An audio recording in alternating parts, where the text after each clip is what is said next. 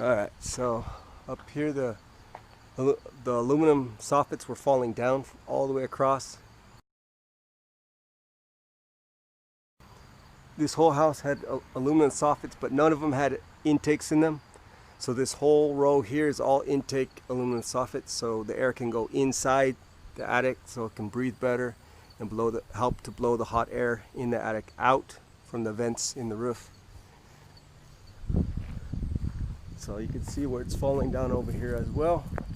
I'm using a staple gun with 1.25 inch staples to hold the soffits in place when I put them back up.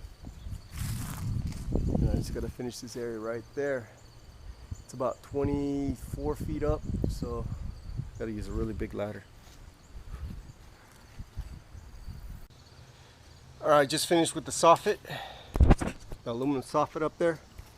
You can see it's all patched in with some new soffit with vents. Alright, got the little sliver in there too. There's a little tiny little gap, 2 inch. Looks okay, looks alright. We're doing it on a ladder. I prefer probably to do it on scaffolds, but to set up the scaffold would take all day to do, so it's just easier to do it with this ladder. And we got that aluminum soffit there screwed up because it was falling down. It's looking good now. No more birds are going to be able to get in there. Might be some trapped pigeons up there, but oh well. Only other place where it's coming down is right in there. You can see it.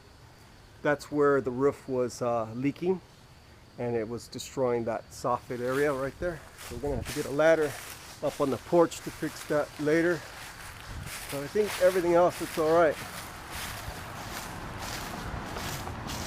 Of course, it needs a new deck. The deck is pretty trashed.